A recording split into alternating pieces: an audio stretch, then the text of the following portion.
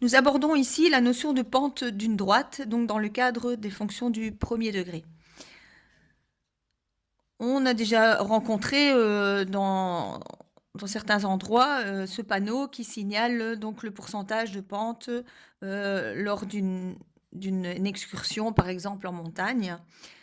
Et donc pour déterminer la pente, tu peux imaginer un triangle de support contre lequel la droite est appuyée. Il peut avoir des dimensions quelconques, mais tu dois connaître la longueur des côtés de l'angle droit. Et donc ici, notre droite est posée sur un triangle rectangle, ici, dont les côtés de l'angle droit mesurent 10 et 100. Et la pente est le rapport entre la longueur du côté vertical, donc le rapport entre 10 et la longueur du côté horizontal 100 de ce triangle rectangle. Et donc le calcul de la pente dans ce cas précis est 10 mètres sur 100 mètres et donc 0,1, ce qui correspondrait à une pente de 10%. On va surligner en fluo donc le calcul de la pente. Donc la pente, rapport entre la longueur du côté vertical, donc rapport côté vertical, et la longueur du côté horizontal du triangle rectangle. Et donc ici, on retrouve ce calcul en prenant donc ces deux valeurs ici, 10 et 100.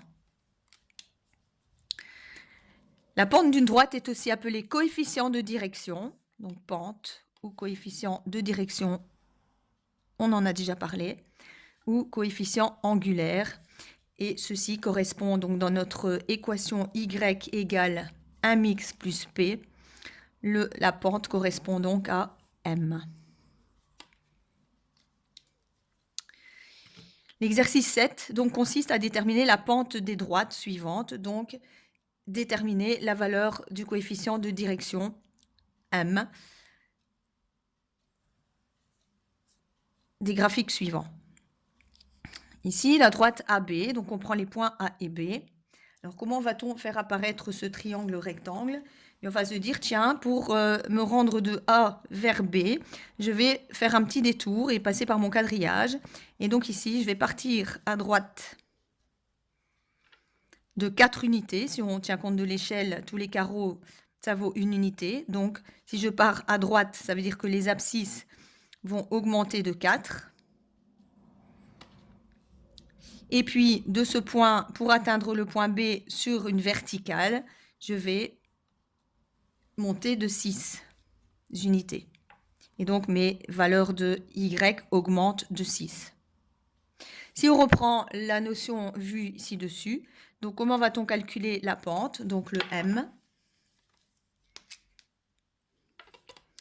M égale, donc rapport entre la longueur du côté vertical, donc le rapport entre plus 6, donc 6, et la longueur du côté horizontal. Et donc là, on trouve une distance égale à 4, donc 6 sur 4. Je simplifie cette fraction, ça me fait donc un coefficient de direction égal à 3,5. 3,5 est supérieur à 0. Qu'est-ce qu'on va en déduire? Le coefficient de direction étant positif, on va en déduire que la fonction est croissante. En effet, si on se rappelle la notion de croissance d'une fonction, on voit évidemment que la droite monte de gauche à droite, et donc la fonction est bien croissante. Alors si on veut déterminer la pente en pourcents, on peut indiquer donc que la pente est égale à 3,5, donc 1,5.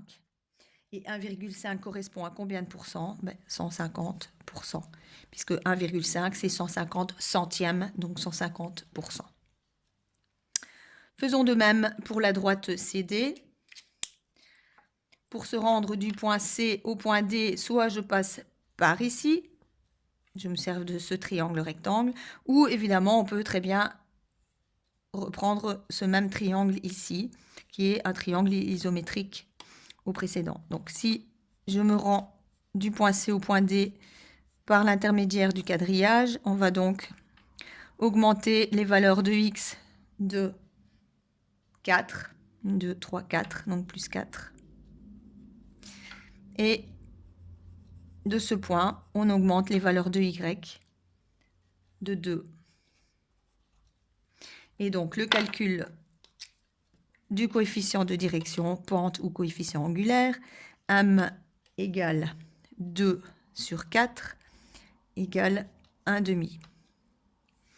1/2 est supérieur à 0. La fonction est donc aussi ici une fonction croissante. Quelle est la pente exprimée en pourcents? 1/2, 0,5. Et donc, ça équivaut à une pente de 50%.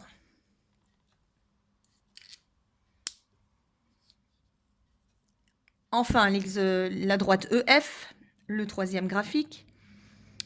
On peut déjà analyser la situation quand même. La droite descend de gauche à droite. Donc, la fonction sera décroissante.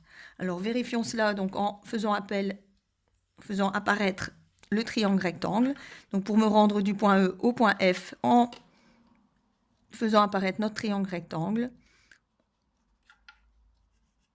le voici. Donc, cette fois, les abscisses augmentent de 2. Et qu'est-ce qui se passe ici? Nous descendons et donc les ordonnées diminuent de 1, 2, 3, 4, 5, 6 unités, donc moins 6. Plus 2 vers la droite, moins 6 vers le bas. Et donc on va obtenir un coefficient angulaire négatif, m égale moins 6 sur 2 égale à moins 3. Moins 3 est cette fois-ci négatif, donc inférieur à 0. Et donc, ça justifie bien que notre fonction, la fonction est décroissante. Si l'on veut calculer la pente en pourcentage, on va cette fois-ci prendre la valeur absolue de moins 3, puisque une pente va s'exprimer par un nombre positif. Et donc, ça fait 3, la valeur absolue de moins 3, qui correspond donc à une pente de 300%.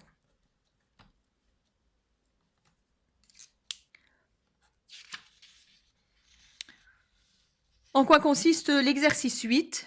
C'est un petit récapitulatif de pas mal de choses qui ont été vues jusqu'ici.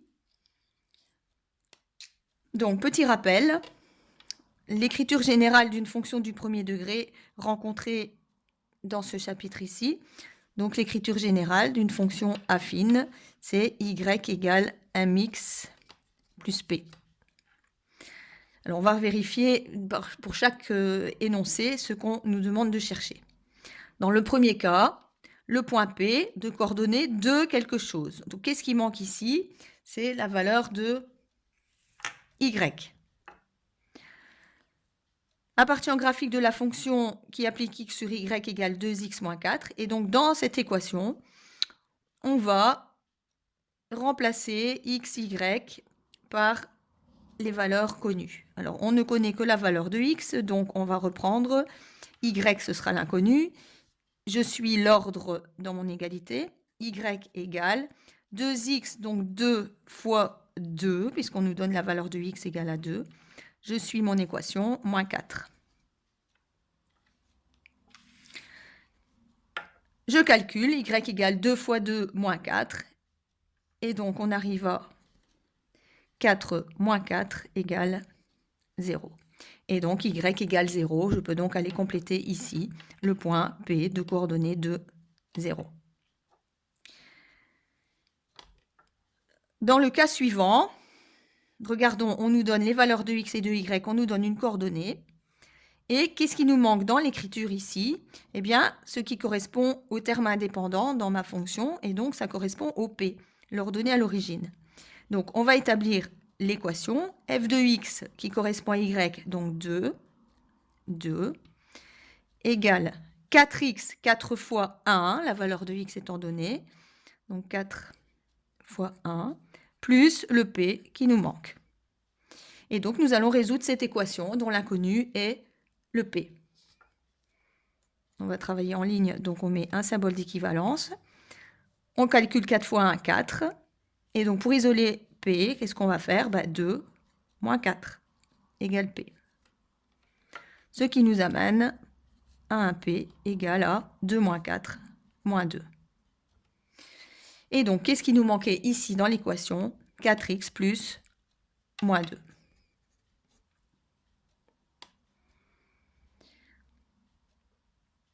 Le suivant, vous le ferez vous-même puisque c'est le même raisonnement que le précédent. Par contre, ici, qu'est-ce qui nous manque? Si on compare, donc, qu'est-ce qui nous manque là par rapport à notre formule ici en haut? Il nous manque le m. Donc, on va remplacer f de x, c'est la valeur d'y, donc 1, égale ce qui nous manque m, fois le x qui vaut 1, m fois 1, moins 2. Je résous cette équation pour trouver m. Donc 1 égale m fois 1, donc ça fait m, moins 2. Et donc pour résoudre, je vais faire 1 plus 2 égale m. Ce qui veut dire que m vaut 3. Et donc on peut ici compléter le coefficient de x, c'est 3.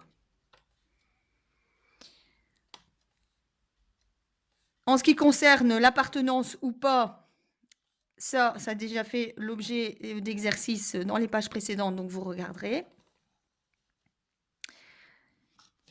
Donc là, on va donc indiquer appartient, n'appartient pas. Vous ferez votre vérification. Ici, l'avant-dernier, c'est encore un peu différent de ce qu'on a vu jusqu'ici. Là, qu'est-ce qui nous manque? Le x. On connaît 7,3, donc la valeur de y. Et donc, on remplace ici dans l'équation f de x 7,3 égale 3,1 moins 4,2x. Donc, nous avons une équation dont il faut chercher la valeur de x, l'inconnu x. On va donc isoler le terme en x. On va d'abord donc retirer 3,1. Donc, si j'écris le détail 7,3 moins 3,1, nous donnerons moins 4,2x. Et donc, il faudra diviser par le coefficient de x moins 4,2 pour obtenir le x. 7,3 moins 3,1, ça nous fait 4,2. Divisé par moins 4,2, on arrive à une valeur pour x égale à moins 1. Et donc, on peut compléter ici, moins 1.